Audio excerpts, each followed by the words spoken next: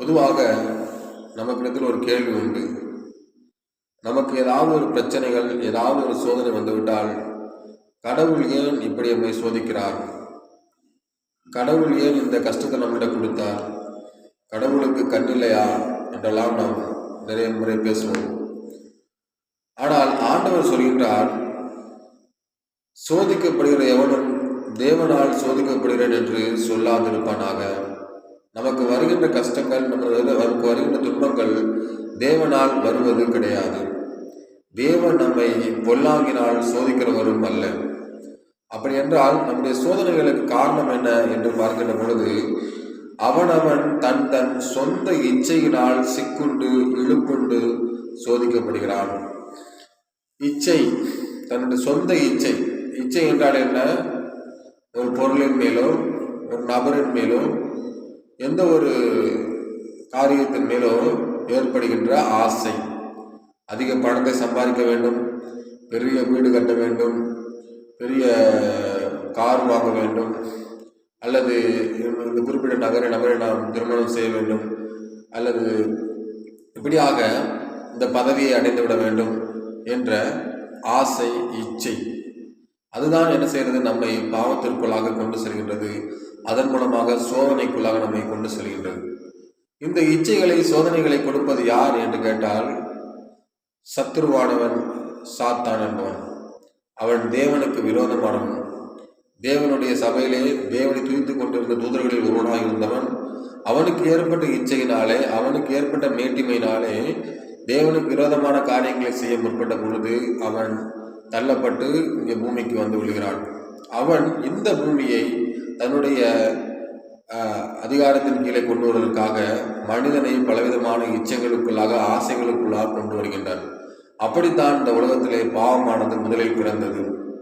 ஆண்டவர் நன்மை தீமை அறியத்தக்க கனியை புசிக்க வேண்டாம் என்று நம்முடைய முற்பிதாவாகிய ஆதாமிடமும் ஏவாளிடமும் சொன்ன பொழுது, அவன் இச்சையான வார்த்தைகளை பேசி, ஆசையான வார்த்தைகளை பேசி, இல்லை இல்லை, நீங்கள் இந்த கனியை புசிக்கலாம், புசித்தால் நீங்கள் தேவதூதர்களைப் போல மாறுவீர்கள் என்று ஆசை வார்த்தைகளை காட்டி அவர்களை புசிக்க வைத்து பாவத்தை கொண்டு வந்து அவர்களுக்குள்ளாக மரணத்தை கொண்டு வந்து விட்டார். ஆகையினாலே நாம் தேவனால் சோதிக்கப்படுவது கிடையாது. நாம் அவனவன் தன் சொந்த இச்சையினாலே சிக்கொண்டு தவிக்கிறோம். அதுதான் ஆண்டவர் சொல்கின்றார், பின்பு இச்சையானது கற்பம் தரித்து பாவத்தை பிறப்பிக்கும், பாவம் பூரணமாகும் போது மரணத்தை பிறப்பிக்கும். நம்முடைய மரணத்திற்கு காரணம் நம்முடைய பாவம் மாத்திரமே. ஆகையினால்தான் ஆண்டவராக இயேசு கிறிஸ்து தன்னை பலியாக ஒப்பு கொடுத்து தன்னுடைய மரணத்தின் மூலமாக நமக்கு மரணம் இல்லாத, பாவம் இல்லாத ஒரு வாழ்க்கையை நமக்கு கொண்டு கொடுப்பதற்காக இந்த பூமிக்கு வந்தான். அதுதான் சத்தியம். ஆகையினாலே அன்பான சகோதர சகோதரிகளே, நாம் சோதிக்கப்படுகிறது தேவனால் அல்ல. நமக்கு வருகின்ற நன்மையான எந்த ஈவும், பூரணமான எந்த வரமும் பரத்திலிருந்து உண்டாகிறது. நமக்கு வருகின்ற நன்மைகள் ஒவ்வொன்றும் தேவனிடத்திலிருந்து வருகின்றது. ஆனால் சோதனைகளுக்கு காரணம் தேவன் அல்ல, இறைவன் அல்ல, நம்முடைய இச்சைகள் தான், நம்முடைய ஆசைகள் தான். அதை பிறப்பிப்பது சாத்தான். ஆகையினாலே நாம் மிகுந்த கவனமாக தேவனுடைய வார்த்தைக்கு கீழ்ப்படிந்து ஆண்டவராக இயேசு கிறிஸ்து நமக்காக செய்த தியாகங்களை எண்ணி பார்த்து அவருடைய வார்த்தையை கீழ்ப்படிந்து நடக்கின்ற பொழுது நாம் இச்சைகளை, சோதனைகளை ஜெயிக்கிறோம்.